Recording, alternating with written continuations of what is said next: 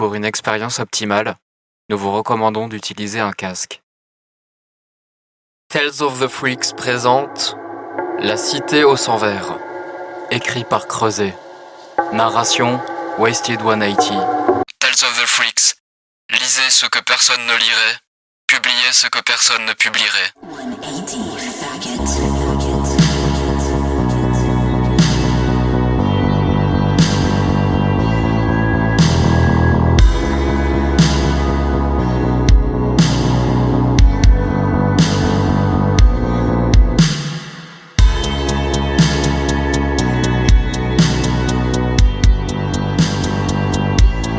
Chapitre 1.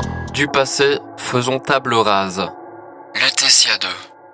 En 2178, une coalition entre la brigade néo-anarchiste, la frange radicale du Parti social transhumaniste et l'armée secrète de la dignité mutante s'arme et renverse la dictature néo-fasciste à Lutetia 2 après 10 ans de guerre civile et 78 ans de totalitarisme brutal, de politique eugéniste et de rafle contre les populations dégénérées. À la sortie de la guerre, les organisations politiques suffisamment grandes pour prétendre à gouverner, comme celles susmentionnées au-dessus mais d'autres aussi, comme la Ligue libertarienne autonome, la nouvelle coalition chrétienne communiste ou le Parti communiste, échouèrent à rétablir une entente ou à mettre en place un gouvernement de cohabitation provisoire. Dans un discours resté célèbre, Yael Patrice Philly Thomas de la Ligue libertarienne autonome mit au clair qu'au vu de la situation, seule la poursuite de la guerre civile déterminerait qui dirigerait la ville. Jetée avec une rhétorique tonitruante, la question fut résolue à l'unanimité. Devant l'horreur des dernières années, personne, pas même les représentants du parti des nouveaux évolutionnistes récemment renversés et connus pour sa violence, ne maintinrent leurs prétentions à gouverner. Grâce à leurs décisions inattendues, les nouveaux conservèrent de justesse leur droit à exister, en échange de l'exécution publique de l'ancien gouvernement et de leur bureau administratif de l'époque, à leurs frais. Depuis, aucun gouvernement n'a été établi à Lutetia 2. Seules les corporations, relativement intouchées par la guerre, maintenaient une activité florissante dont tout le monde se contentait, puisque sans elles, la nourriture, les divertissements, l'eau potable, tout service vital ou secondaire disparaîtrait et la ville mourrait. Skiana, le 2 avril 2198. 8h37 du matin. À travers la fenêtre de la capsule, Skiana regardait l'eau bleu sombre de la Seine se teinter tout doucement de vert alors qu'il approchait de sa destination. Lutetia 2, la ville qu'un écrivain avait surnommée la Cité au sang vert à cause de la teinte qu'avait pris l'eau de tous les fleuves et canaux au niveau de la ville. Skiana ignorait exactement quand cette couleur était apparue. Il avait lu quelque part que pendant la guerre civile il y a plus de 30 ans, un bombardement à l'arme chimique avait contaminé l'eau de la ville et que les algues avaient été contaminées, leurs atours verts devenant luminescents, au point qu'on racontait qu'il n'y avait même plus d'éclairage public nécessaire sur les quais de la Seine. Il paraît que la dose de la substance chimique était trop faible pour contaminer le fleuve au-delà de quelques kilomètres en amont et en aval à la sortie de la ville. Bien sûr, la rumeur disait aussi que la contagion s'étendait en chaîne d'une algue à l'autre et risquait à terme de contaminer tout le pays, de la source des fleuves à l'océan, en tout cas concernant la Loire et la Seine. Mais ça, plus personne depuis la guerre civile n'avait les moyens de l'étudier sérieusement. Il existait bien toujours des savants et des experts, mais la plupart isolés, sans réseau, ou dispersés en laboratoire à la petite semaine. Car toute bureaucratie, toute forme de gouvernement de la ville s'était effondrée. Plus d'infrastructures, plus personne pour prendre des décisions, et bien sûr, plus personne pour verser le moindre crédit du consortium du Lutétien, devise locale, dans un seul programme de recherche. C'était un miracle si les hôpitaux, les universités et les commerces avaient pris la décision de prendre le contrôle de leur secteur et fonctionnaient en autonomie contre vents et marées, site par site, avec leurs propres règles.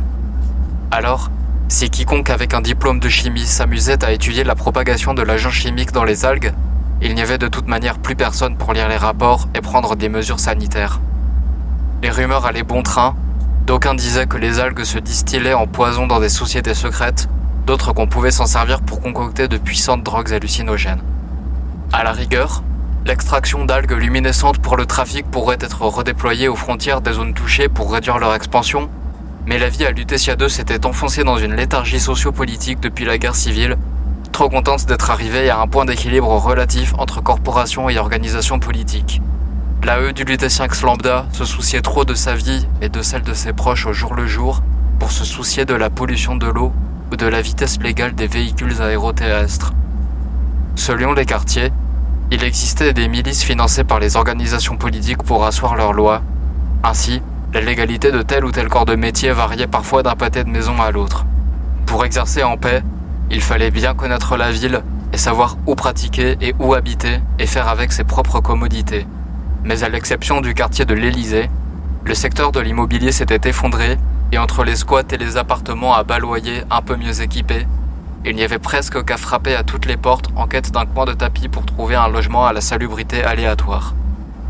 Skiana soupira.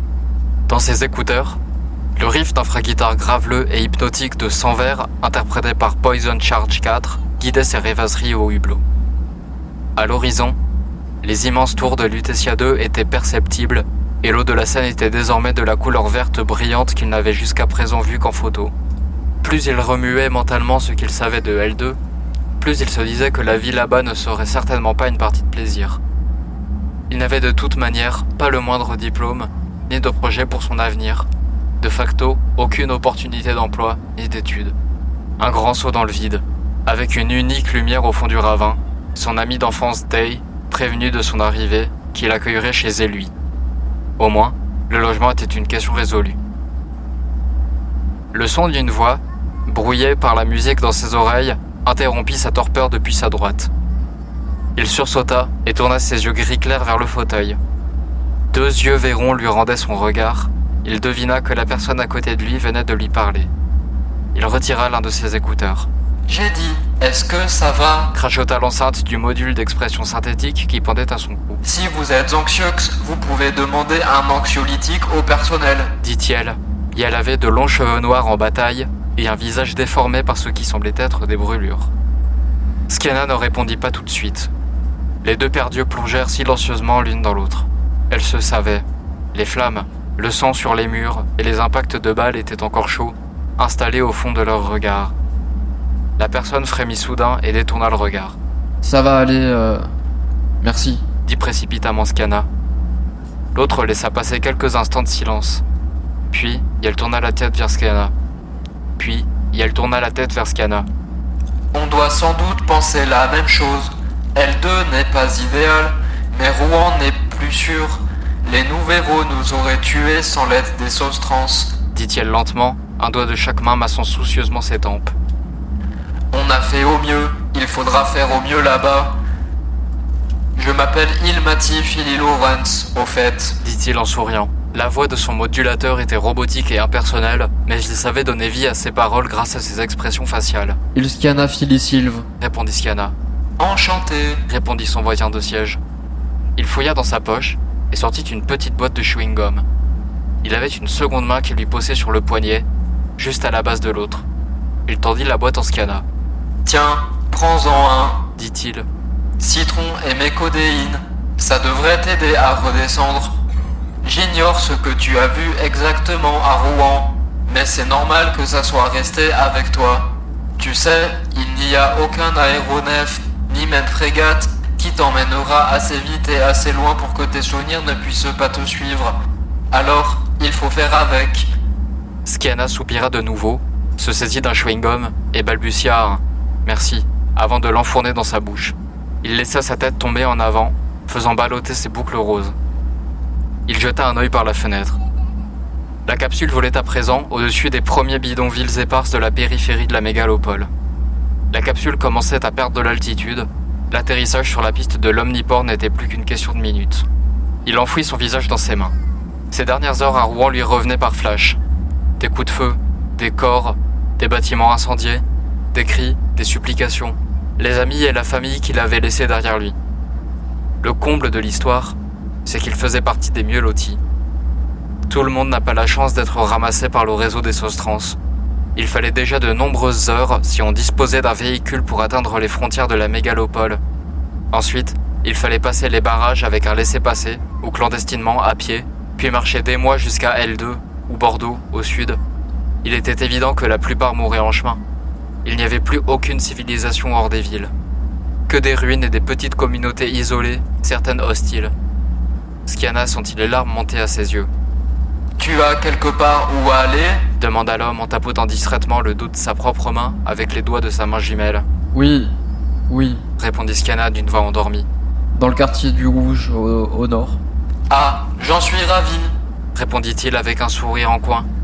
De son autre bras, celui qui n'a qu'une main, il sortit son téléphone et le tendit vers Skiana. « J'emménage dans la Tourbière, c'est juste à côté. Tu as tiré le bon ticket. Les quartiers nord sont mieux pour les mutanx. Donne-moi ton contact si tu veux. Il faut se serrer les coudes après tout. Je connais déjà le coin. Si tu as besoin d'un service ou d'un conseil, n'hésite pas. » Skiana tourna péniblement la tête vers Mati.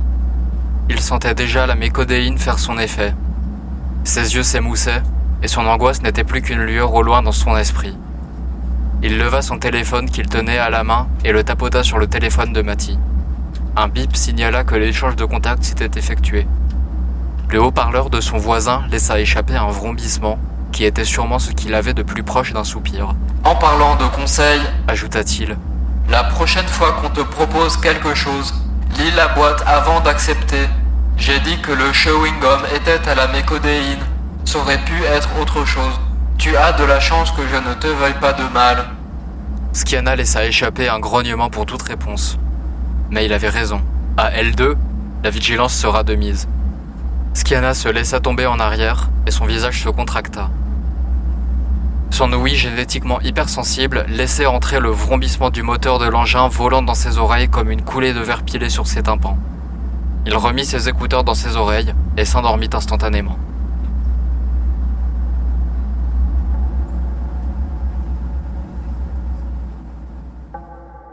Loi mondiale de filiation. En 2076, le gouvernement social transhumaniste fait voter la loi mondiale de filiation. La filiation par le sang est abolie, rendue caduque par l'augmentation fulgurante des androïdes et des clones dans la population. Près de 30% de la population qui ne rentrait plus dans le concept légal de descendance et de famille. Ainsi, un nom se compose à présent des pronoms d'Ax Individux et du nom d'une personne qui témoigne de la naissance de la personne. Chez les populations non synthétisées, c'est généralement le parent le plus jeune, qui restera potentiellement le plus longtemps en vie, qui parraine la personne. Il Skiana Fili Silve signifie donc Skiana, pronom il lui, parrainé par Silve. Silve, ou Elsilve Fili Andrei, est la mère de Skiana, assassinée en mars 2198 par les escadrons de la mort Nouvevo à Rouen. À l'époque, l'opposition conservatrice a tenté d'amender la loi pour que la filiation ne s'applique qu'aux populations concernées. L'amendement a été refusé par la majorité du Parlement en vertu du droit constitutionnel à l'anonymat et à la discrétion des clones et androïdes.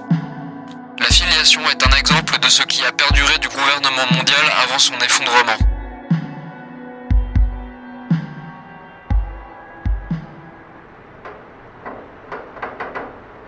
Day. Le 2 avril 2198.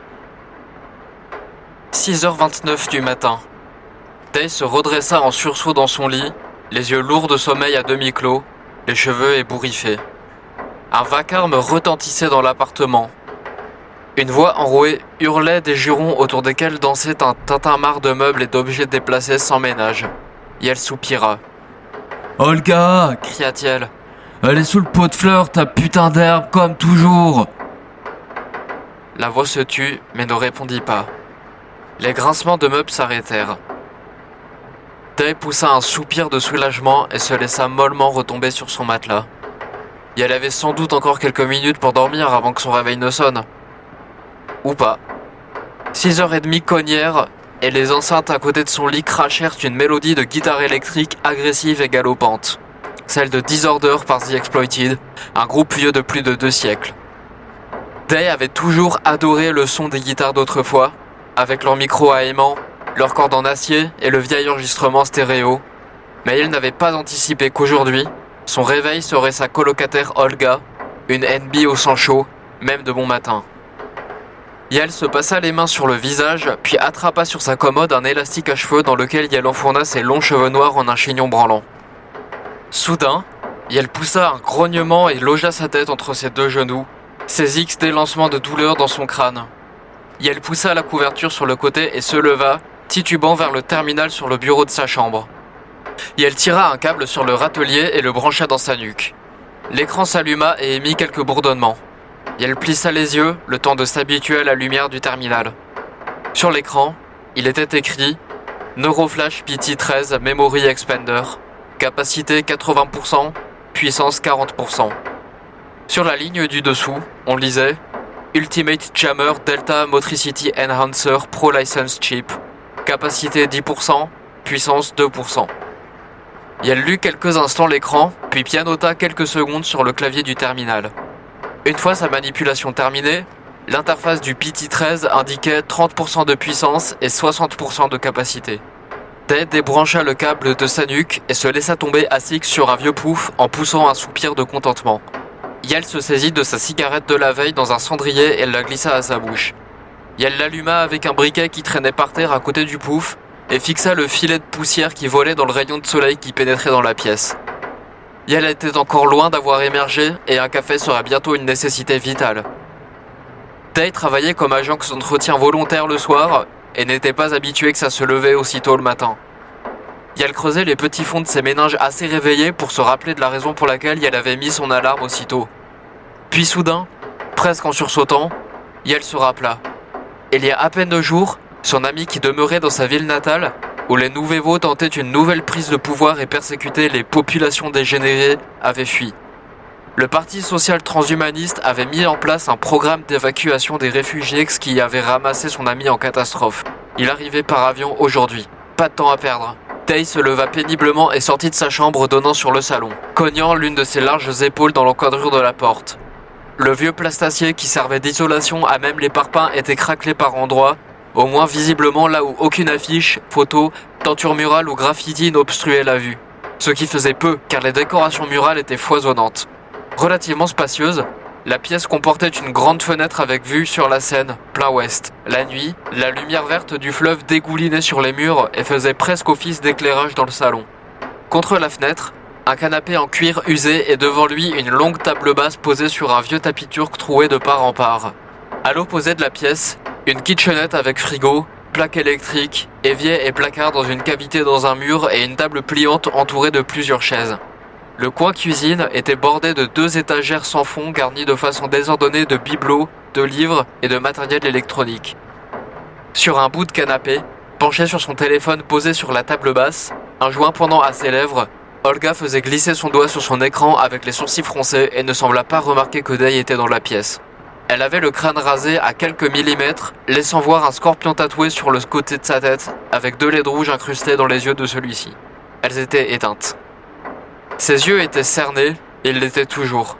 Son visage triangulaire présentait de petites cicatrices çà et là, et son nez était vaguement aplati. Day marcha jusqu'au frigo et l'ouvrit pour en sortir une canette de café glacé. Elle traîna ensuite des pieds jusqu'au canapé et se laissa tomber lourdement en plein milieu. Olga sursauta et son joint s'envola pour retomber sur un coin de la table basse. Les yeux du scorpion étincelèrent. Elle tourna de grands yeux verts furieux vers Day.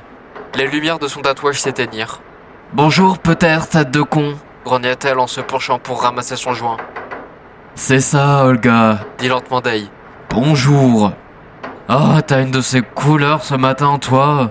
lui lança Olga avant de plisser les yeux sans la lâcher du regard, tirant une large bouffée sur le joint. « Faut dormir la nuit, amour !» Sur ces mots, elle glissa son bras couvert de tatouages autour de son cou et lui pinça l'épaule. « Je dormais bien, jusqu'à ce que tu décides de tout casser dans la maison. Tu rentres en fanfare du boulot ces derniers jours. Je me suis réveillé que c'est avec une migraine de chien. Tu sais que les réveils brutaux font vriller mon implant, non ? J'ai dû le réduire la puissance de 10%. Ajouta-t-elle, tandis qu'elle ouvrait sa canette. Olga soupira et roula des yeux. Un silence tomba que Day perturba à peine en buvant à grande gorgée dans sa canette de café glacé. Et elle regardait son amie. Olga l'insupportait lorsqu'elle était prise de saute d'humeur, mais ces deux-là avaient traversé péniblement 3 ans de leur vie ensemble, jusqu'en mettant plusieurs fois leur vie en jeu l'un pour l'autre, et la prochaine fois ne serait pas la dernière. Day connaissait et comprenait Olga plus que personne, et était infiniment persuadé que derrière les tatouages, les piercings et sa plaque de métal incarnée à la mâchoire inférieure, Olga avait un cœur en or, et elle l'avait vu de ses propres yeux au fil des années. M'en parle pas, L'univers tout entier a décidé de me briser les couilles, lança finalement Olga. c'était bien la peine de me les faire enlever. Day rit aux éclats. Ouais, je passerai te filer un coup de main si tu veux, même les mains pleines s'il le faut. Répondit Day, un peu mieux réveillé, imitant de tenir un pistolet avec ses doigts. Olga soupira de nouveau, tripotant nerveusement l'une de ses bretelles. Elle se lança dans le récit de sa nuit. Son point de deal habituel se trouvait dans un secteur au sud d'ici. Récemment, la nouvelle coalition chrétienne communiste avait commencé à avoir des vues sur la zone, probablement pour la vieille église qui s'y trouvait. La 2LA, Ligue libertarienne autonome, dirige habituellement la zone et comme toujours, toutes sortes de commerces fleurissaient dans leur territoire. Mais la N3C, plus à cheval sur ses principes, voit d'un autre œil les secteurs d'activité comme le travail du sexe et la vente de drogue. Alors depuis une semaine, la police de la N3C faisait des patrouilles d'intimidation et perturbait le trafic depuis le quartier Saint-Antoine à l'ouest sur l'autre rive. Une pute avait été arrêtée la veille et les négociations étaient en cours entre la 2LA et la N3C, mais personne n'en savait plus. Olga elle-même a dû fuir plusieurs fois la police politique au cours de la semaine, 2 fois cette nuit, juste avant de rentrer, d'où sa mauvaise humeur. Les clients se raréfiaient à cause de la tension grandissante dans la zone et l'endroit devenait de moins en moins sûr.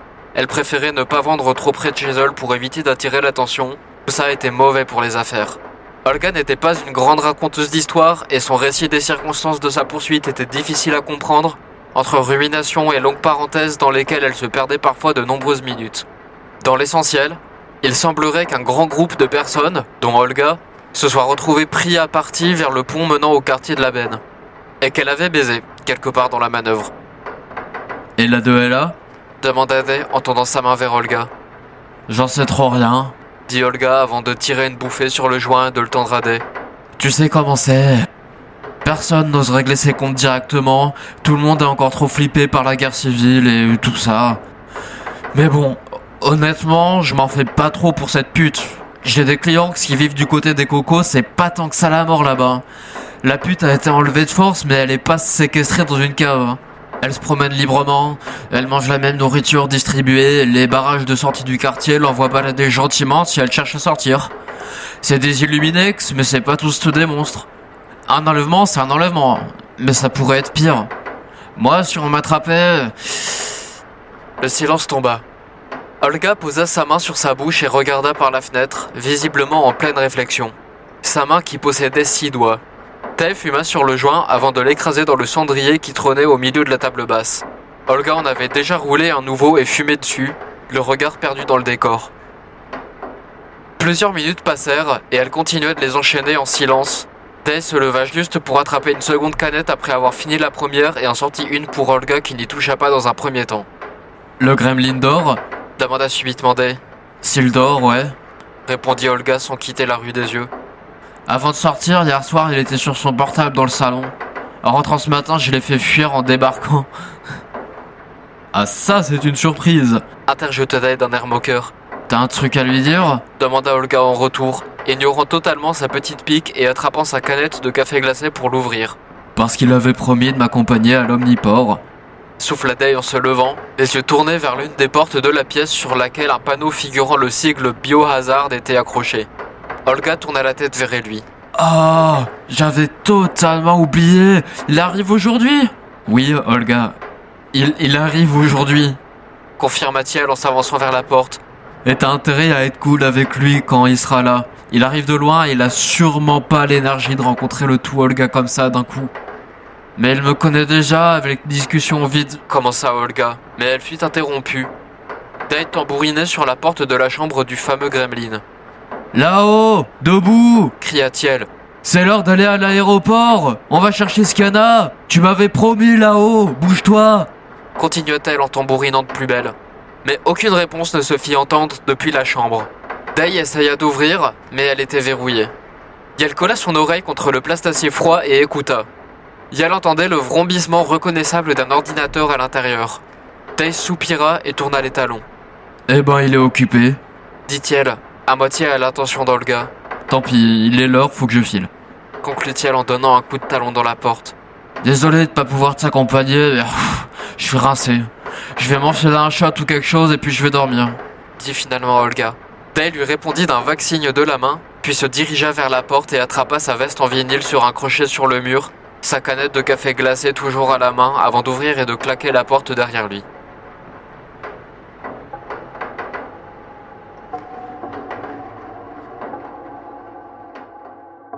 La nouvelle coalition chrétienne communiste. La nouvelle coalition chrétienne communiste est une parmi plusieurs organisations politiques internationales. Le fondement de son idéologie repose sur une lecture altruiste et sociale de la Bible sur une base protestante, bien qu'il existe une frange catholique marginale en son sein, malgré tout acceptée. Relativement progressiste et libérale sur la question religieuse, ce qui était appelé orientation sexuelle et identité de genre marginale à l'époque de la fondation en 2047 de la coalition chrétienne communiste première du nom a par exemple toujours été, en rupture avec la vision chrétienne majoritaire de l'époque, acceptée en son sein. Même, la CCC est parmi les seules organisations à être intervenue militairement lors des purges anti-gays de 2051 dans ce qu'on appelait la Suisse à l'époque, dans un effort commun permettant le sauvetage de 30 000 personnes contre un bilan de 15 000 personnes assassinées. La théologie est un labyrinthe complexe, aux multiples entrées et aux multiples sorties. La N3C du Lutétienne est certes fière d'être l'héritière de la CCC originelle, mais faite en majorité toujours bloc avec certains anciens interdits controversés du christianisme. Ainsi, la N3C décourage, voire réprime des pratiques comme l'avortement, le sexe hors mariage comprenant le travail du sexe, ou encore travailler le dimanche. Olga. Le 2 avril 2198. L2 est une ville qui ne dort jamais. Olga plissa le nez. Elle était persuadée d'avoir déjà entendu cette phrase quelque part. Une bribe de souvenir. Elle plissa les yeux en fixant un graffiti sur le mur de plastacier en face d'elle, tirant une grande bouffée sur son joint. La ville dormait un peu plus que d'habitude. La nuit était noire et la ruelle silencieuse. Olga se tenait debout au milieu des poubelles et des détritus éparpillés. Elle attendait ici depuis déjà 1 heure, et le silence bercé par la lueur du fleuve qui rentrait dans la rue l'inquiétait. Elle écoutait, attentive au moindre bruit, mais rien ne venait perturber le silence, mis à part une sirène au loin, ce qui l'inquiéta davantage. Elle repensait à la veille. Cette pute qu'elle connaissait de vue s'était fait prendre par la police de la N3C et leurs incursions errantes d'intimidation se faisaient de plus en plus nombreuses. La 2LA était censée tenir le quartier pourtant. Elle, au moins, n'embêtait personne qui veuille venir gagner sa croûte, peu importe le business. Même le trafic d'organes était accepté, ce qui a augmenté le risque de se faire enlever ici, lorsqu'on n'a pas les bons contacts. Les libertariens, pour le meilleur et pour le pire. Olga vivait dans le quartier du Gouge, à quelques pâtés d'immeubles au nord d'ici. Il suffisait de suivre le fleuve. C'était un quartier tenu par une milice communiste libertaire qui n'avait pas de nom précis. On les surnommait la Frappe. Dealer était possible, mais Olga avait appris, avec les ficelles du métier, que le vent tournait vite parfois, et qu'il valait mieux ne pas vendre sa drogue trop près de chez soi. Et la Frappe avait des conditions biscornues sur le trafic de drogue sur son territoire. En clair, elle prêtait une certaine somme d'argent et une liste de commandes à remplir là où on pouvait, en échange du gîte et du couvert. Les fournisseuses étaient imposées, la qualité du produit était vérifiée, bien trop contraignant pour la jeune NB qui se satisfaisait beaucoup mieux d'écouler à l'ancienne. Acheter chez sa grossiste, vendre au détail, rentrer avec le sac plein de billets, retourner quelques verres et se coucher après le lever du soleil. Parfois seul, parfois pas. Olga s'accroupit et leva les yeux vers le ciel voilé de ses éternels nuages gris. Il était curieux, même suspect, d'entendre si peu d'activité humaine par ici. Presque pas la moindre toux, bruit de pas, acclamations, clameur d'une bagarre de rue au loin. Elle tourna la tête vers la sortie de l'impasse. Elle ne vit que la silhouette anonyme d'Inx-Passanx. Sa couleur ne parut pas particulièrement alignée à Olga, juste fatiguée.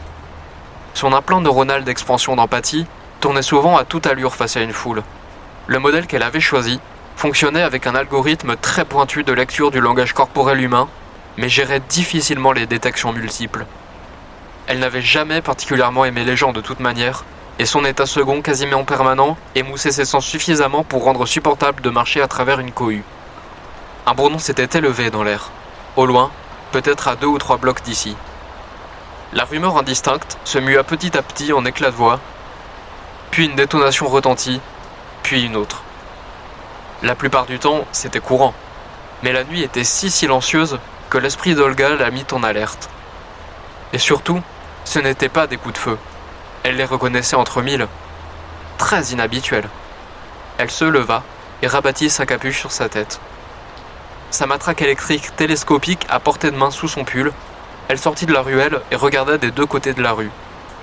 Elle aperçut les ombres dansantes de plusieurs personnes réunies sur la place du pont Ouest et décida de s'en approcher.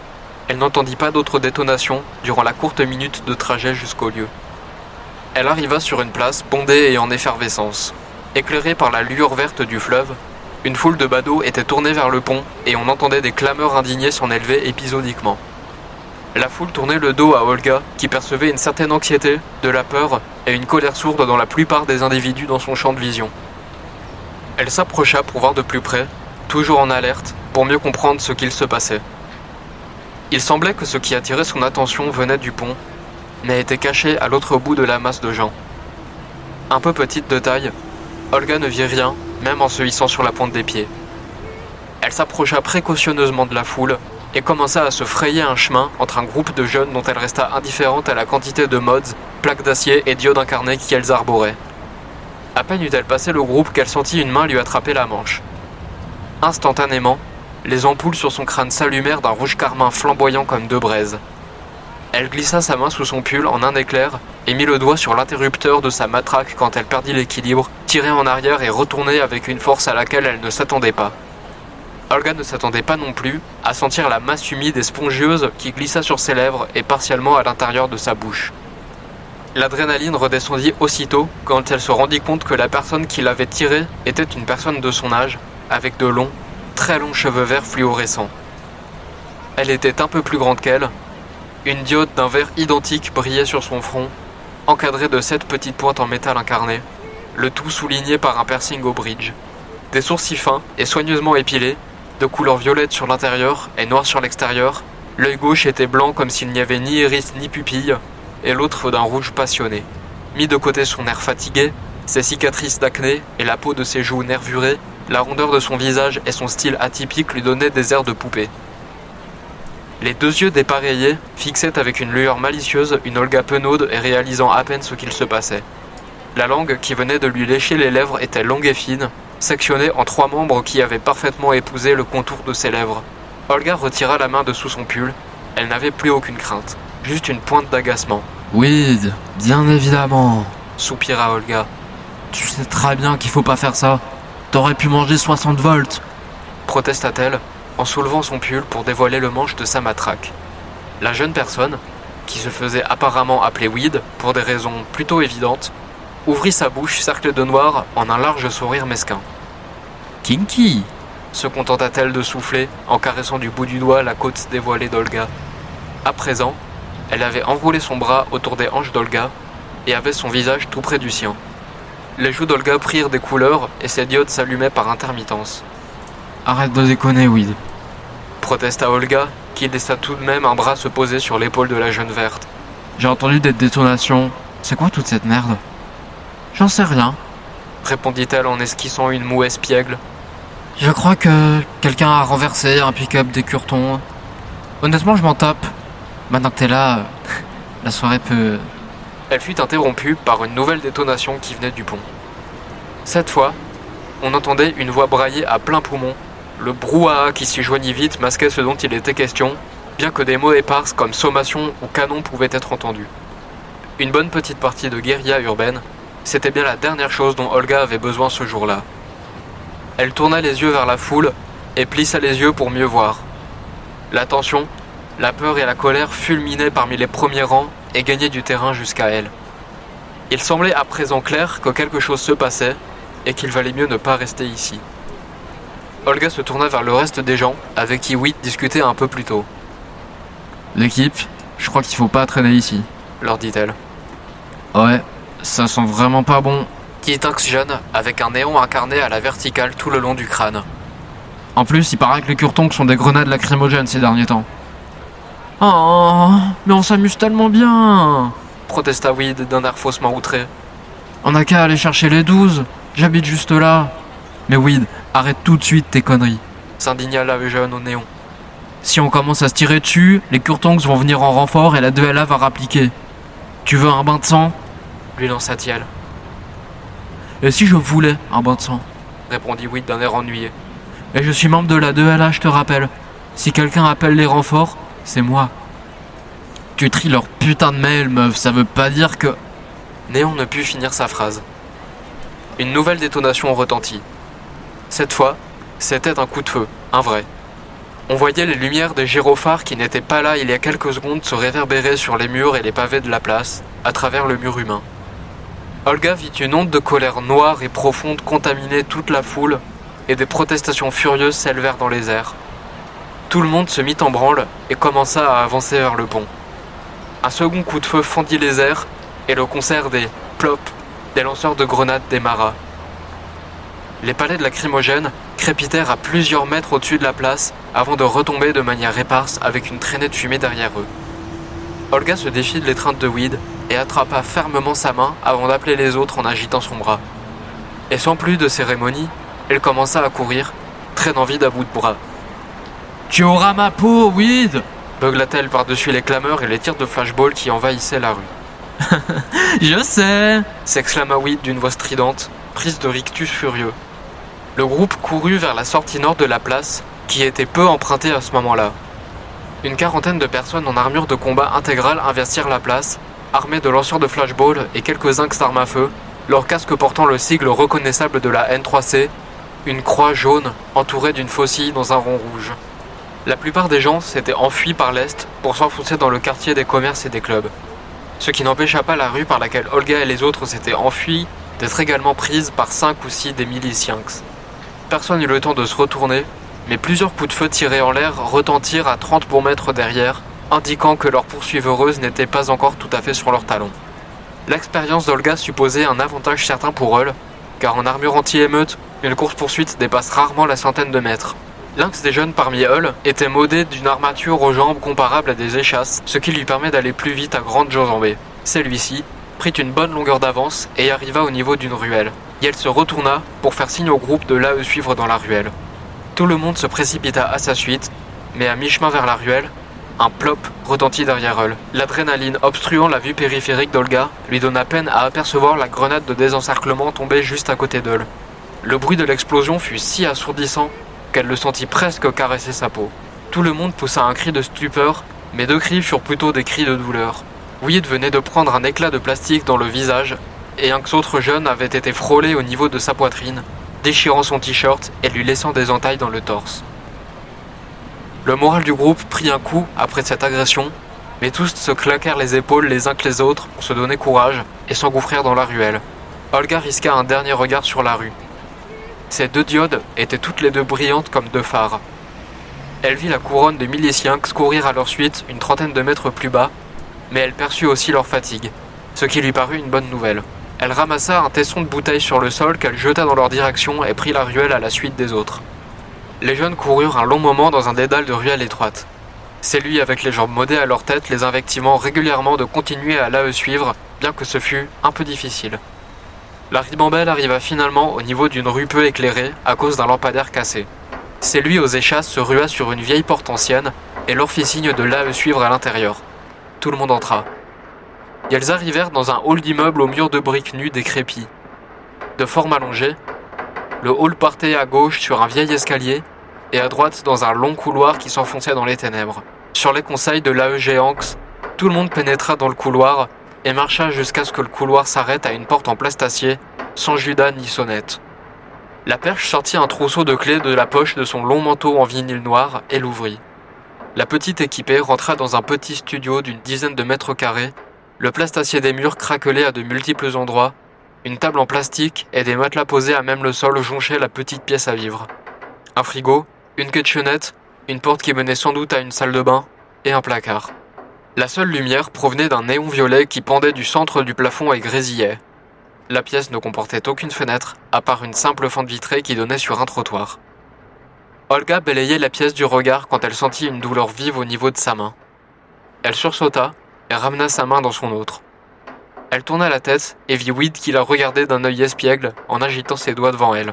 4 d'entre eux étaient faits de plastacier violet articulé et tous étaient sertis de griffes en métal. Olga avait complètement oublié qu'elle n'avait pas lâché sa main depuis qu'elles avaient quitté la place. Qu'est-ce qui te prend, toi? Tu veux un coup de boule? S'exclama Olga, les yeux de son scorpion grésillant légèrement. Ça me démange dès que je te vois. Répondit l'intéressé d'une voix doucereuse. C'était dur de me retenir. Ça fait un quart d'heure que tu me broies la main. Ajouta-t-elle en feignant la tristesse, mais en secouant sa main pour la dégourdir. J'aurais peut-être dû te taser. Pour t'apprendre à être une peste. Bougonna Olga. Elle inspecta sa main. Elle n'avait rien, juste un peu de peau arrachée. Ça ne saignait même pas. Elle se laissa tomber contre le mur et se glissa assise par terre à côté de la porte. Les autres s'étaient déjà affalés sur le matelas. Les chasses et le néon inspectaient la blessure au torse de leur ami. À en croire le sens modé d'Olga, l'inquiétude ne grimpait pas au plafond. Tant mieux. Elle fouilla dans la poche de son jean délavé et sortit une moitié de joint écrasé qu'elle s'enfila à la bouche. Weed se laissa tomber assise à côté d'elle et vint glisser sa jambe par-dessus la sienne. Alors, la petite princesse, ça va aller? Pas besoin que je t'emmène dans la salle de bain pour te mettre en pansement? Lui glissa-t-elle avec un petit sourire moqueur en faisant glisser ses griffes sur son épaule. Olga ne répondit pas immédiatement. Elle alluma son joint avec un briquet et souffla la fumée. Non. Souffla-t-elle avant de tourner la tête vers le visage de Weed. Par contre, toi, Weed, tu t'es fait péter une diode. Weed leva les yeux et loucha. Enfin, on devinait qu'elle louchait, puisqu'une seule de ses pupilles était visible. Elle toucha sa diode qui, effectivement, était cassée. Quelques bouts de verre étaient encore accrochés au pas de vis. Ah, c'est cocasse, ça. Dit-elle lentement, C'est pas grave, j'ai toujours de quoi me réparer. ajouta-t-elle en roulant nonchalamment des yeux. Enfin, de l'œil. Enfin, des yeux. La jeune femme fouilla dans son sac à dos et en sortit une petite pochette en faux cuir qu'elle ouvrit pour en sortir une petite lampe de poche, une pince à épiler et une autre pince un peu plus grosse. C'est bon, j'ai compris. Dit Olga en se levant péniblement et en se dirigeant vers la salle de bain. Weed ne retint pas un petit gloussement et se leva pour la suivre. Les deux s'enfermèrent dans la salle de bain. Les autres ne dirent rien, occupés à soigner leurs compagnons. Avec une logique que seuls deux êtres de leur engeance saisissent, elles s'installèrent dans la douche et Olga alluma la petite lampe électrique pour regarder à l'intérieur de la diode. En coinçant la lampe dans sa bouche, elle retira le reste de l'ampoule à l'intérieur du front de Weed, délicatement pour ne pas casser davantage de verre. J'aime quand tu t'occupes de moi. Gloussa Weed d'un ton provocateur, glissant ses mains sur ses flancs, sous son pull. Ferme-la, j'essaie de me concentrer. Grogna Olga. T'as les mains froides. J'ai toujours les mains froides. Murmura-t-elle. Olga ne s'arrêta qu'épisodiquement pour fumer. Weed lui vola le joint à quelques reprises. Avec la pince à épiler, Olga allait délicatement chercher à l'intérieur quelques bouts de verre. Heureusement, peu de trop petits morceaux s'étaient répandus à l'intérieur. Quand elle eut fini, elle posa pêle-mêle les outils sur le carrelage de la salle de bain et se laissa tomber en arrière contre le mur froid, face à Weed adossé à la porte en plexiglas de la douche. C'était le dernier. Mais passe voir Oscar pour qu'il inspecte mieux. On sait jamais. Dit-elle, avant de tirer sur son mégot qu'elle jeta dans le siphon de la douche. Ouais. C'est un comble que tu t'y sois si mal prise avec 11 doigts. Siffla Weed. Oh mais j'y crois pas, quelle pute! Cria Olga à bout de nerfs. D'un coup de poignet, elle leva le robinet de la douche qui se mit à déverser de l'eau glacée droit sur Weed. Cette dernière n'hurla pas, ne frissonna même pas comme le ferait n'importe qui d'autre. Son maquillage se mit à couler le long de ses joues et sa bouche s'ouvrit en une expression de profond outrage. Elle mit une gifle bruyante à Olga qui ne vacilla même pas, trop contente de sa petite farce. Des coups furent soudain frappés à la porte. « Qu'est-ce que vous foutez là-dedans, les cinglés ?» cria l'échasse à travers la porte. « Ta gueule, Cola! Laisse les grandes personnes discuter !» lui rétorqua Weed. Les deux restèrent en silence un petit moment. Aucune des deux ne se préoccupa de fermer le robinet de la douche et elles restèrent plantées là, tout habillées, trempées jusqu'aux os. Olga parla la première. « Si on m'avait dit il y a 10 ans qu'il y avait aussi stupide que moi dans cette ville de merde !» murmura-t-elle, esquissant un sourire en coin. « Olga ?» L'interrompit Weed. « Quoi ?» répondit Olga en relevant la tête. Je crois qu'on a failli se faire tuer. Lâcha-t-elle subitement en laissant son front tomber contre celui d'Olga. Le silence retomba, plus pesant que jamais. Weed écarta une mèche mouillée de son visage. Soudain, de nulle part, les deux éclatèrent d'un fou rire simultané, tonitruant et aigu. Cola tambourina une nouvelle fois à la porte. Yael ne reçut aucune réponse.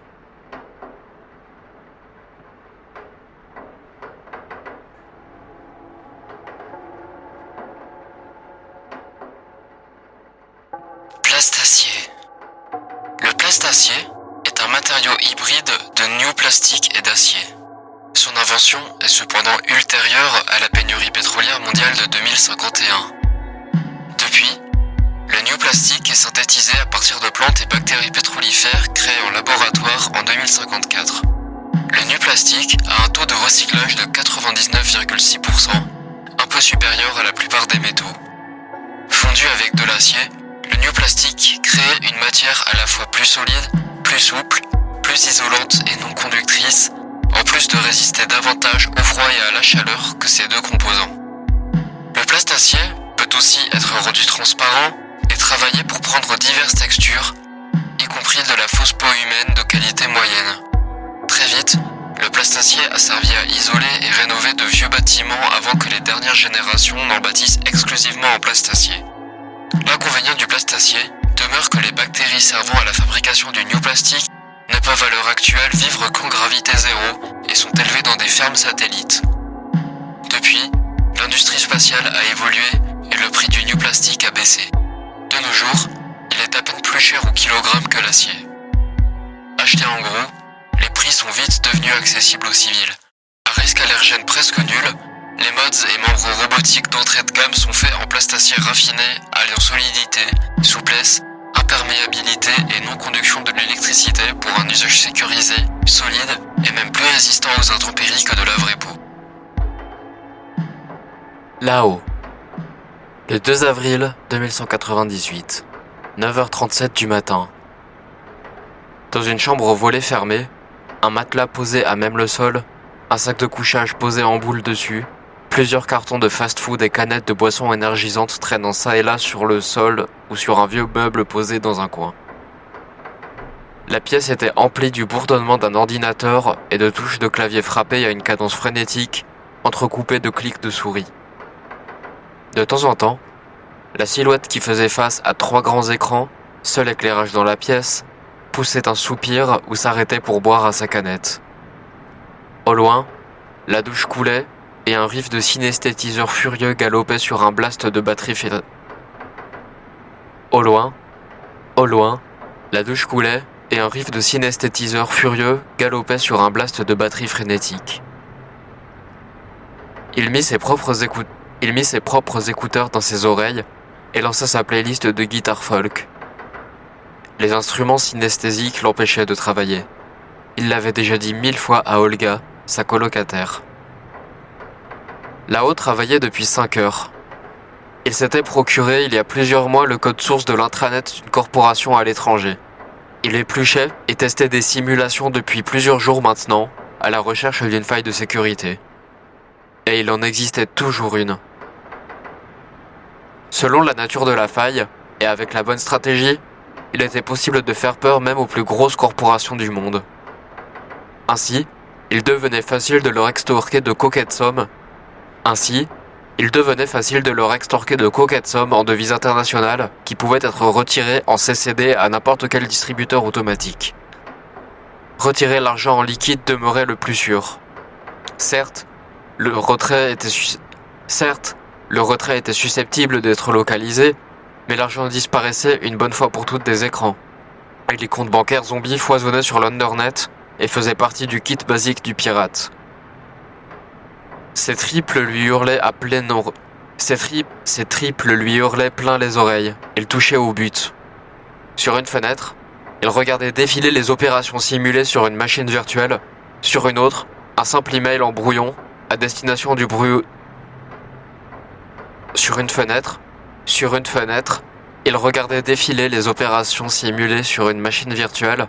Sur un autre, un simple mail en brouillon à destination du bureau de la corporation. Sur une troisième fenêtre, le même gif présentant un raton laveur qui renverse une poubelle. Il n'arrivait jamais à travailler sans trouver un gif, chaque fois différent, qui l'aidait à réfléchir en le regardant fixement jusqu'à connaître le moindre pixel de la moindre image. Il en possédait des milliers dans un dossier. Une fois lassé de son gif, il lui servait à envoyer à ses amix pour toute réponse lorsqu'elle lui envoya un message. Il but une nouvelle gorgée de boisson énergisante et regarda le logo sur la canette. La corporation qu'il cherchait à coincer possédait la compagnie qui la fabriquait.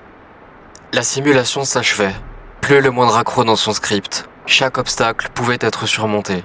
Lao écarta une mèche de ses cheveux blonds et tourna ses yeux bleu ciel vers son GIF. Après quelques secondes, il prit 10 minutes pour rédiger son mail de menace. C'est la partie la plus importante. Un en-tête qui sera lu, une grammaire et une orthographe qui sera prise au sérieux. Le secret d'une bonne menace, c'est de ne jamais en proférer une seule et de toujours suivre le même schéma. Proférer une menace, prouver sa capacité à l'exécuter. Répéter l'opération autant de fois que possible. La vérité importe peu. Infiltrer l'admin system, prouver que l'on peut. Désactiver le pare-feu, prouver que l'on peut. Extraire les données personnelles de tous les employés, adresse physique et code d'accès à l'entreprise. Prouver que l'on peut. Divulguer la faille, les données et le logiciel malveillant publiquement sur l'Undernet. Prouver que l'on peut. Sans laisser de traces, prouver que l'on peut. Ne pas signer le mail, cliquer sur envoyer, fermer le GIF et le ranger dans le dossier SDK SDSK, fermer la simulation, fermer le navigateur, éteindre l'ordinateur, manger, dormir.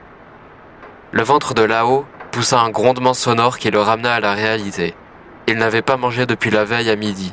Il se leva de son fauteuil et rabattit sa capuche sur sa tête avant de se diriger vers la sortie. Sur son téléphone, il regarda l'heure. 9h58, et cela faisait un moment qu'on n'entendait plus ni la douche, ni la musique. Au moment où il sortit de sa chambre, une clé tourna dans la porte d'entrée et il la vit s'ouvrir. Un autre colocataire, Day, entra dans la pièce, suivi par une autre personne dont le visage disait quelque chose à Lao. « Ah, regardez qui voilà !» lui lança Day. « Merci de m'avoir accompagné à l'aéroport là-haut. Je savais que je pouvais compter sur toi. » Ironisa-t-elle, exaspérée. Lao ne répondit rien et pointa le canapé du doigt. Allongé de tout son long, un pied sur le dossier et ne portant qu'un caleçon et un t-shirt usé, Olga dormait la bouche ouverte, un fin filet de bave coulant sur le vieux cuir du canapé. Tay leva les bras vers le ciel, mais ne dit rien, et s'avança vers le canapé, poussant sans ménagement la jambe d'Olga pour faire de la place à la personne qui l'accompagnait. Tay s'assit sur l'accoudoir et l'autre s'assit sur le canapé, se décalant au maximum vers le bord pour ne pas déranger Olga. Cette dernière ne réagit absolument pas. « Cette NB dort comme une brique, t'inquiète pas. » expliqua Day à Skiana avec un petit sourire amusé. Pendant ce temps, Lao était passé à la kitchenette, s'était saisi d'une paille de fer et d'une poche de nutriments dans le frigo. Avec un ciseau, il coupa une ouverture dans la poche, planta la paille et commença à boire. Il s'approcha des deux personnes et s'assit sur le rebord de la table basse. Il fixait la personne qui accompagnait Day. Avant même d'avoir retiré la bouche de sa paille, il leva sa main malingre vers lui et la pointa du doigt. « T'es qui ?» demanda-t-il sèchement avant de recommencer à siroter sa poche de nutriments. La personne sursauta, un peu décontenancée. Là-haut, Ce dernier cligna des yeux, surpris que la personne connaisse son nom. je suis Skiana. Lao manqua d'avaler sa gorgée de travers. Oh, Dit-il simplement, après une quinte de toux. Tay écoutait la conversation d'une oreille, sa tête reposant dans sa main. Et elle regardait le pied d'Olga bouger par intermittence dans son sommeil. Lao regardait Skiana intensément. Le jeune homme faisait la seconde moitié de la vingtaine. Il avait des yeux gris clairs, des sourcils épilés finement, le menton glabre et un trait noir tatoué de la base de sa lèvre inférieure jusqu'à la base de son cou. Des cheveux rose bonbon mi-longs et bouclés encadraient son visage angulaire avec des pommettes très garnies. Il portait un t-shirt gris poussiéreux et un simple blue jean. Il avait les traits tendus et l'air fatigué. « Tu as fait bon voyage ?» demanda Lao après un moment à le fixer en silence. « Oui, très bien, merci. » Répondit Skiana. Lao reprit son repas silencieusement, pressant la poche qui commençait à se vider pour atteindre ce qu'il en restait. Le tout sans lâcher Skiana des yeux. Ce dernier se tenait droit, les deux mains posées sur les genoux, et ses yeux allant tour à tour sur Lao, Day, et sur une trace de brûlure sur le tapis. « Là-haut, tu lui fais peur ?» dit finalement Day, après 1 ou 2 minutes de silence, sans lui accorder un regard. Lao finit de presser les dernières gouttes de sa poche de nutriments et se leva pour aller jeter la poche dans le broyeur. De retour au coin salon, Lao contourna le canapé pour ouvrir la fenêtre. L'air frais de l'extérieur s'engouffra dans la pièce. Lao s'assit sur le large rebord de plastacier et jeta un œil dehors. Il plissa les yeux, le temps de s'adapter à la lumière du jour qu'il n'avait pas vue depuis quelque temps maintenant. Alors, ça bosse bien? Ouais, répondit sombrement Lao. Il est pas très causant sur son boulot. Il est analyste en freelance. Ou un truc comme ça, j'imagine. Expliqua Day plus bas, sans doute à l'intention de Skiana. C'est long et laborieux entre chaque paye. Mais apparemment, c'est très bien payé. Quand ça arrive, on a de quoi vivre plusieurs mois. Skiana. Lao se demandait comment il avait pu l'oublier. Skiana est cet ami de Day qui était resté à Rouen, leur ville natale à tous les deux. Toute la colocation le connaissait depuis ce jour où, par un concours de circonstances, Day a eu besoin de faire son appel vidéo avec Skiana sur l'ordinateur de Lao. Celui-ci était resté dans la chambre durant l'appel, sans rien dire, jusqu'à ce que Skiana lui pose une question sur son poster de Poison Charge 4. Day joue de la noubasse dans ce groupe. Lao n'avait jamais écouté, mais il aimait bien le poster. On y voyait la scène, verte fluo, se transformer en serpent et avaler la tour d'Hercule, le plus haut gratte-ciel de tout L2, appartenant à la corporation homonyme Hercules Incorporated, la plus puissante de la ville. Ce symbole était devenu viral, il était même représenté en grand sur le pont sud du quartier. Olga connaissait la personne qui a fait ce graphe, paraît-il. La Cité au sang vert, leur deuxième album, a fait un carton dans toute la ville. Toutes les organisations politiques en ont pris pour leur grade. Il leur a même fallu une garde armée de volontaires de la frappe à cause de menaces de mort par des militants Nouvevo à l'occasion de leur seul concert dans les quartiers sud. Il n'y a eu qu'un coup de feu durant le concert finalement. Au fil des appels, Skiana avait discuté davantage avec Lao et Olga s'était elle aussi finalement jointe aux conversations. En un rien de temps, il était déjà presque un quatrième colocataire par écran interposé, ou par communication d'interface neurale, avant qu'Olga ne jette le projecteur par la fenêtre dans un accès de colère.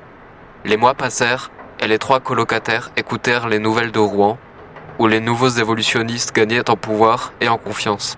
Il y a une semaine de cela, elles étaient passées à l'action et avaient commencé à organiser des ratonnades dans la ville, attrapant les populations qu'elles jugeaient déviantes. Les mutanx, les modders, les androïdes.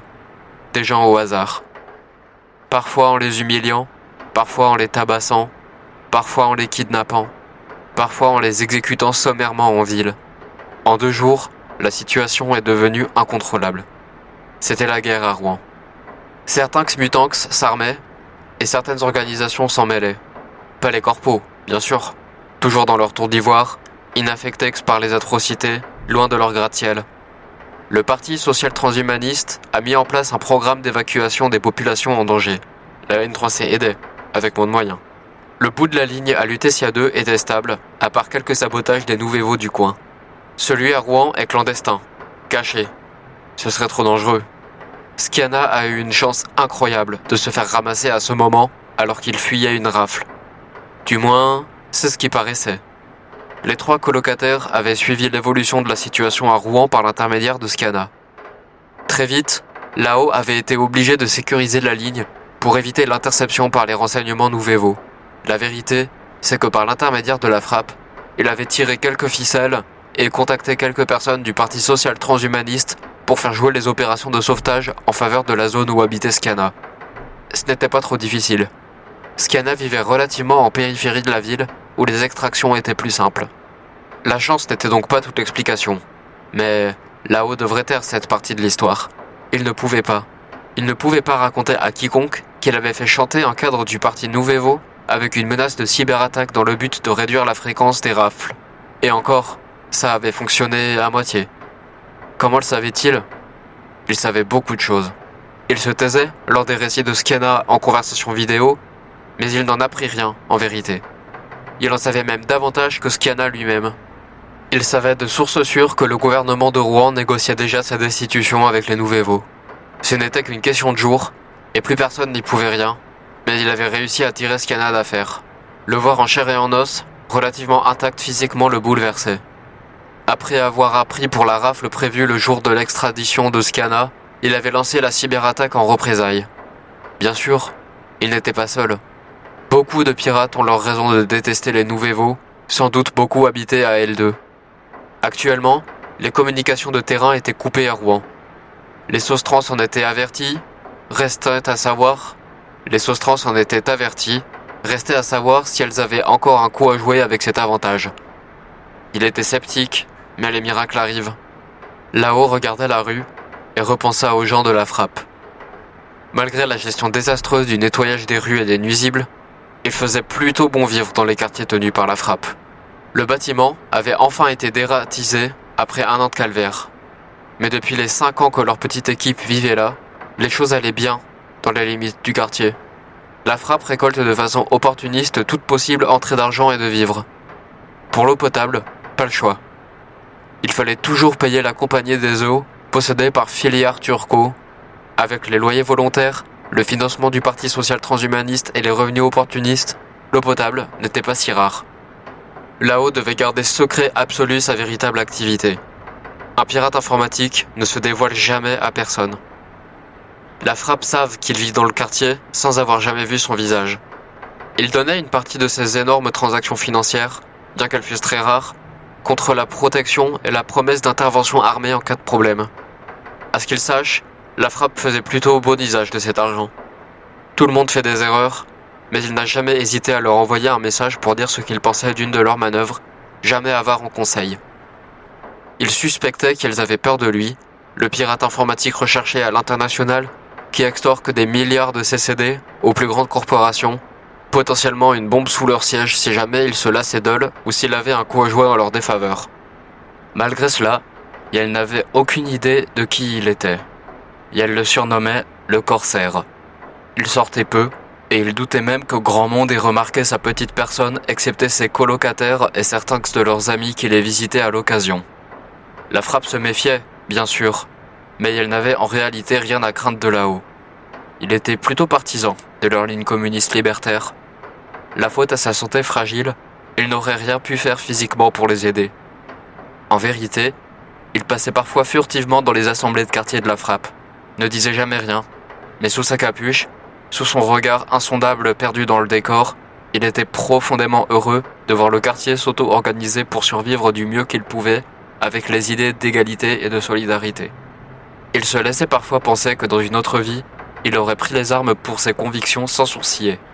Dans un sens, il le faisait. D'autres fois, il passait devant le miroir et subissait l'entièreté de sa condition.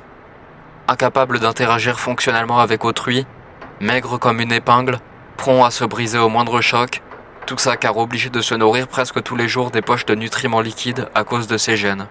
« Comment va ta bouche aujourd'hui ?» lui demanda Day. « Tu arrives à avaler tes poches correctement ?» renchérit-il. Lao ne répondit pas. Une profonde tristesse l'envahit.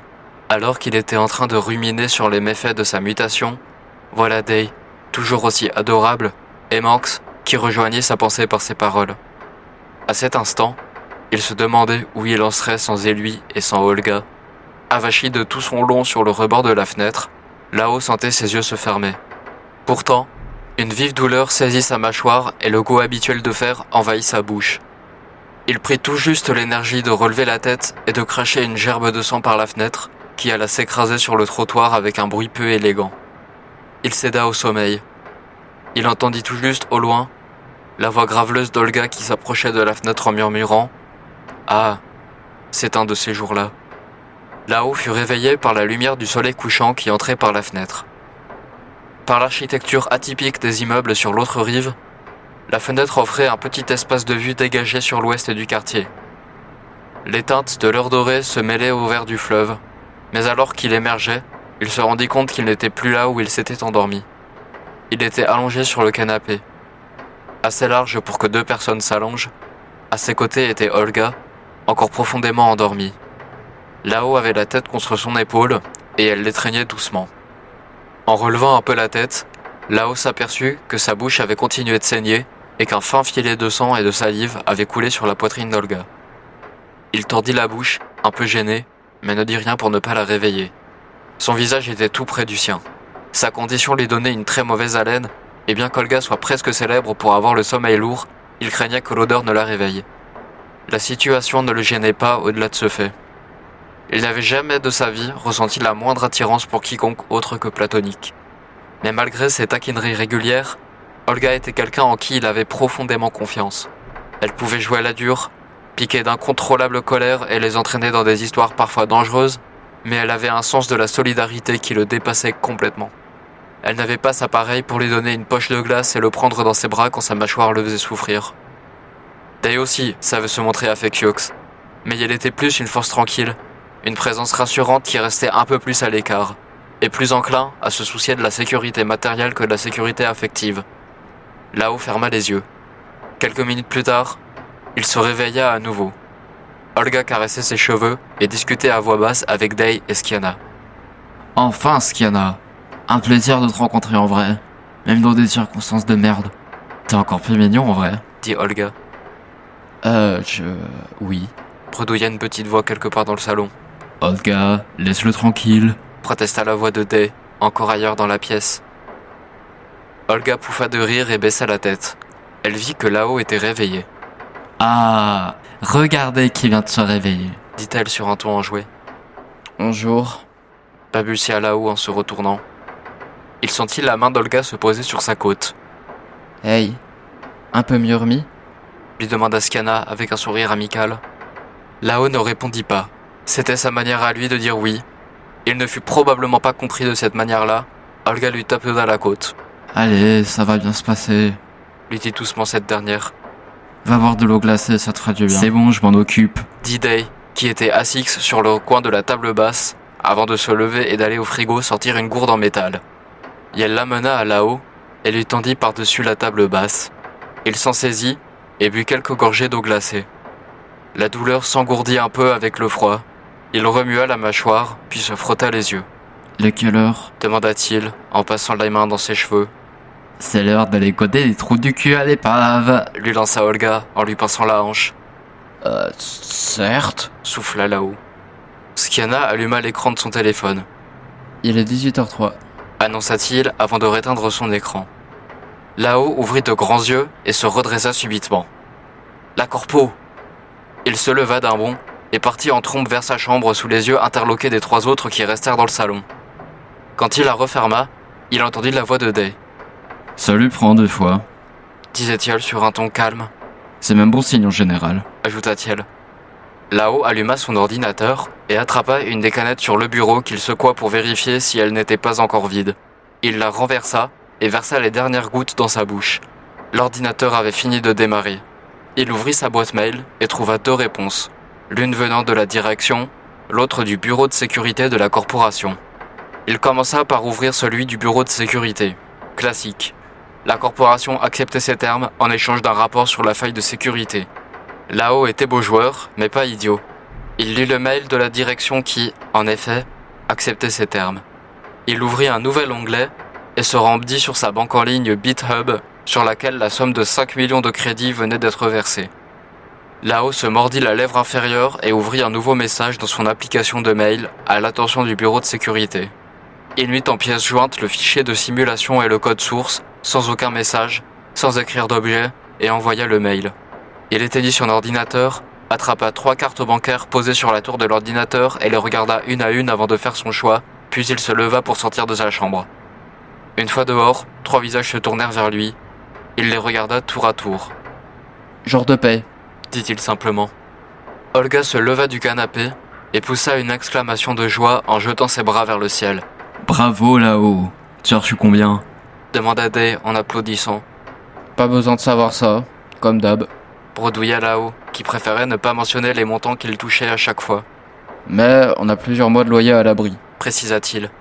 Alors ce soir, on se retourne le foie. S'écria Olga avant de pointer son doigt vers là-haut. Et toi, tu viens. Dit-elle, sur un ton impératif.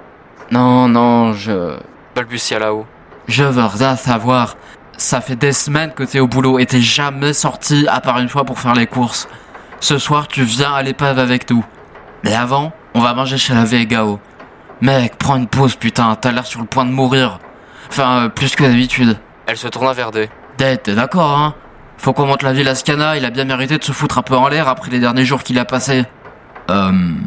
Dit Day, l'air un peu sceptique. Et elle se tourna vers Skiana pour sonder sa réaction. C'est vrai que ça nous ferait tous du bien de prendre l'air, mais peut-être que t'es fatigué, j'en sais rien. Dit-elle doucement, comme si elle risquait de faire exploser Skiana au moindre mot de travers. Skiana regarda tour à tour les 3. Lao s'était finalement résigné et savait qu'Olga bouderait longtemps s'il refusait. C'est vrai que cela faisait longtemps que l'équipe n'était pas sortie ensemble. On était dimanche soir, mais le début et la fin de semaine ne voulaient rien dire à L2. Ils ne sortiraient jamais s'ils ne les connaissaient pas. C'était dur à admettre, mais les échappées nocturnes pouvaient être revigorantes pour lui, si elle ne se faisait pas poursuivre par quelqu'un que Skolga aurait mis en colère. Enfin, pas trop souvent.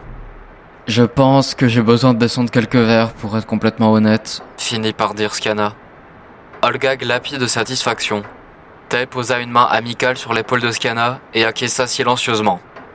Ah, on va se taper une barre. S'exclama Olga, en attrapant son téléphone sur la table basse. J'envoie un message à 8 tout de suite. Ah, et aussi à... Elle jeta un regard furtif à Skiana. J'ai une surprise pour toi ce soir, beau gosse. Qui moi? Demanda Skiana, visiblement perplexe. Ouais, toi. Tu vois un autre beau gosse dans ce trou-à-rats? Lui lança-t-elle avec un petit sourire amusé. Tess avança vers Olga et lui mit une tape sur la tempe. Dis donc, commence pas à me chercher, toi. T'as vu mes fesses fermes et musclées? Tu crois que tu peux m'exclure du club des bombes atomiques comme ça, le sac poubelle? Tempêta-t-il, un fond d'amusement dans la voix. Tes fesses, je les regarde toute la journée. Lui rétorqua Olga, trop contente que Day ait mordu à l'hameçon. Elles me font plus rien. Pour une fois qu'on a une nouvelle paire, tu pour... Aïe! Day venait de lui mettre une nouvelle tape sur l'autre tempe. Arrête de dire des bêtises et va t'habiller. Lâcha-t-il avant de s'asseoir sur le canapé. Et si ta surprise, c'est un coup fourré où on risque tous de se faire tuer au tesson de bouteille, ce sera moi ton problème. Rien de tout ça. Grommela Olga. Là-haut, qui s'était adossé au mur et regardait silencieusement ses deux amis se chamailler, croisa le regard circonspect de Skiana. Il haussa les épaules pour toute réponse. C'était un jour parfaitement normal dans leur petite bande dysfonctionnelle. Je vais m'habiller, tout le monde sur le pont dans 1 heure, sinon je sors la matraque. Cria Olga en entrant dans la buanderie. Lao soupira et décolla son dos du mur et se dirigea vers la salle de bain. Une douche lui rafraîchirait les idées et la nuit promettait d'être longue. La Cité aux 100 vers vous était présentée par Tales of the Freaks, écrit par Creuset. Narration Wasted 180. Musique originale Wasted 180. 180 faggot. Tales of the Freak est encore peu visible. Pour garantir notre intégrité, nous ne paierons jamais pour de la publicité. Vous seuls pouvez nous faire grandir. Partager notre contenu est un soutien inestimable pour fédérer un lectorat. Parlez de nous autour de vous. Rendez-vous sur talesofthefreaks.wordpress.com. Suivez-nous sur Instagram. Tales of the Freaks. Lisez ce que personne ne lirait, publiez ce que personne ne publierait.